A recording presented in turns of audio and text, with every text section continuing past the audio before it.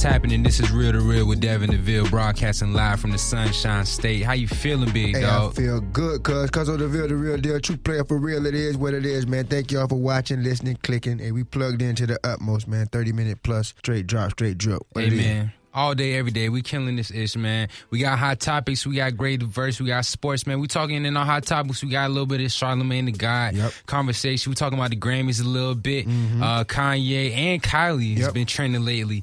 Great diverse as always, man. We got sports. We talking about Carmelo Anthony and LeBron a little bit. Plus, also a little bit of top five as well, man. We got to Thanksgiving dishes. Yeah, man. They got to stay tuned for that, man.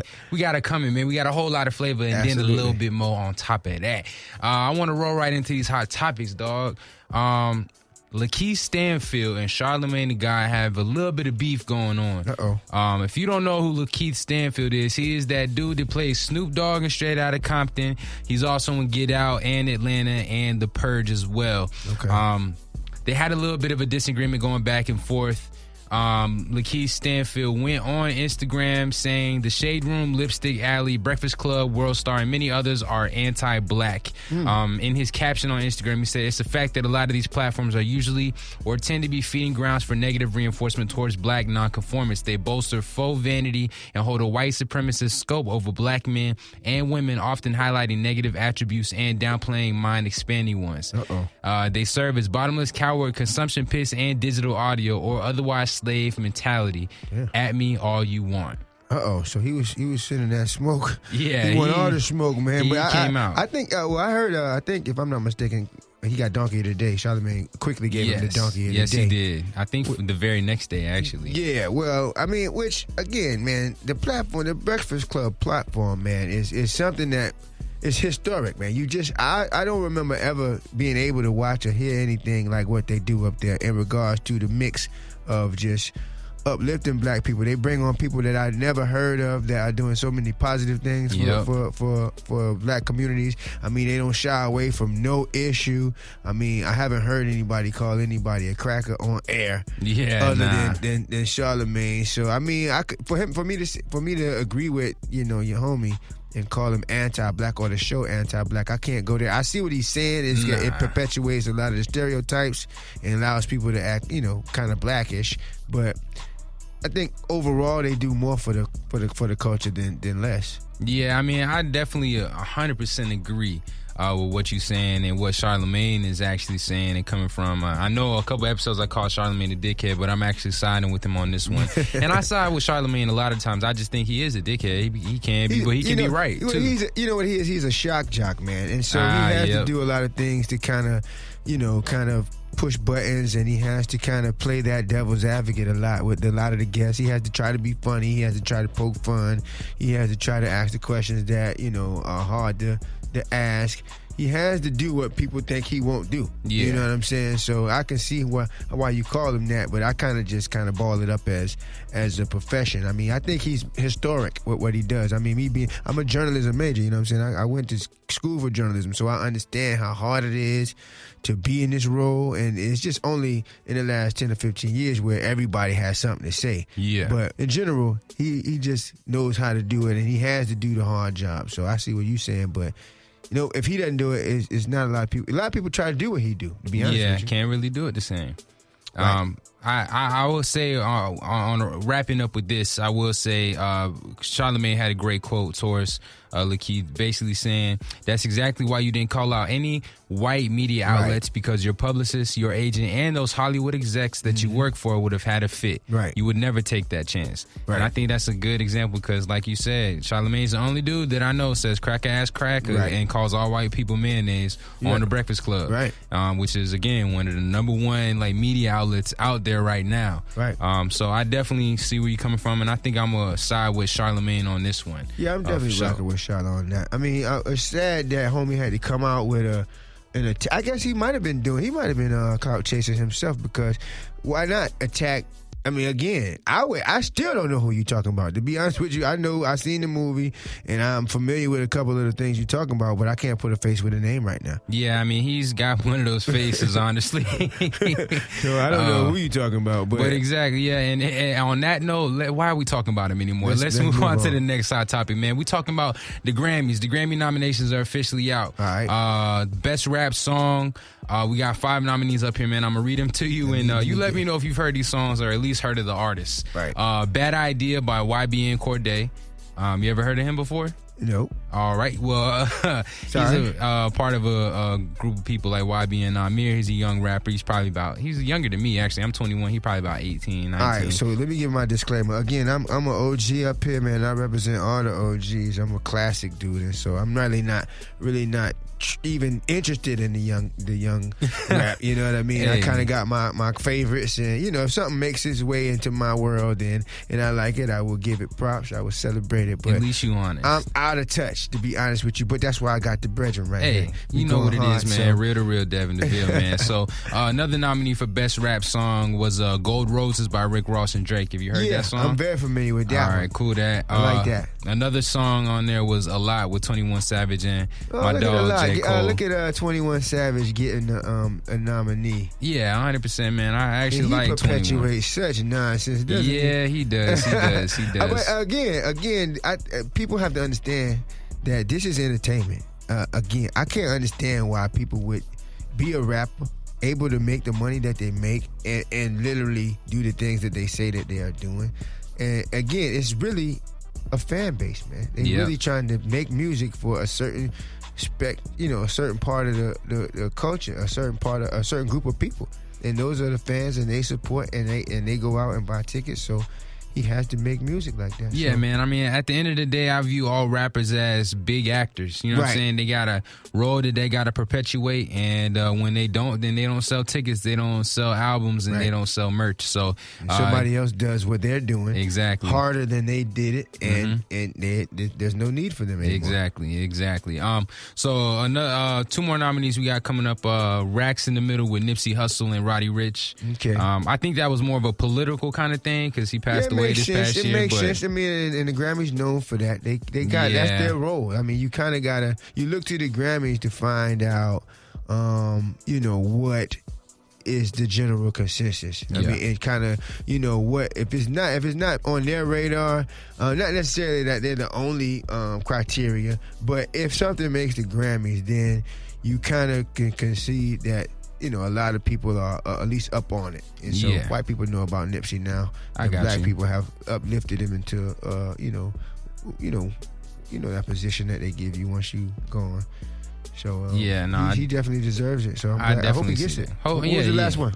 The last one will be "Suge" by the Baby. Look at the Baby. Packing the mail, I'm gone. Yeah. And how many rappers have they left off the list that really, really deserve to be Well, the thing is, my thing, I'm all for the Baby getting his props and things like that. But every song that he makes is the same. It sounds the exact same. So it could have been any one of his songs. Honestly, he wouldn't have known the difference. Right. So that's the top 5 nominees. We'll see what they're talking about. That's album of the year. Those are songs of the year. Songs. So the rap albums kind of mirror that of the top 5 or the best rap songs. Down real quick. Revenge of the Dreamers 3 with Dreamville. That's a J. Cole production. All his people are signed there. That's his media company.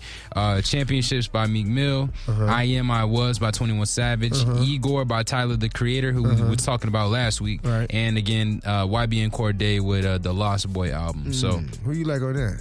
Dreamville? All right, so Dreamville got JID, J. Cole, Boz. I'm not sure if Young Nudie was signed to him, but he was on the album. Nudie. I like that song. Yeah, that was a good song, man. If I had to choose for the best rap songs, I would say I would go with A Lot with 21 Savage and J. Cole for the songs, and for the album, I would probably also go with the 21 Savage album or the Meek Mill album. I would go with the Meek Mill album. Yeah, the Meek Mill album was hard too, because that was his first album fresh out of jail. Yeah, out of those people, I mean, I'm pretty sure.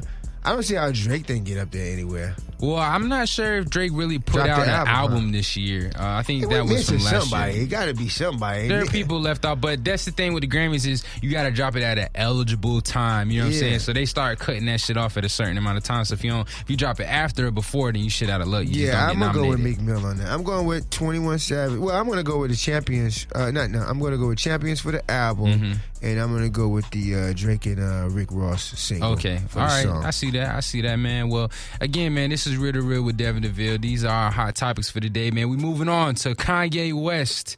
You got a little bit of information about Kanye you want to tell the people? Well, I don't have the actual factual. I do know that he was in Houston not too long ago. Yes. He brought his gospel choir. Yeah. And he has officially went gospel. He's dropping an album for only gospel. He's not having. It was. I don't know. For my gospel listeners, it might be your taste, but it wasn't my cup of tea.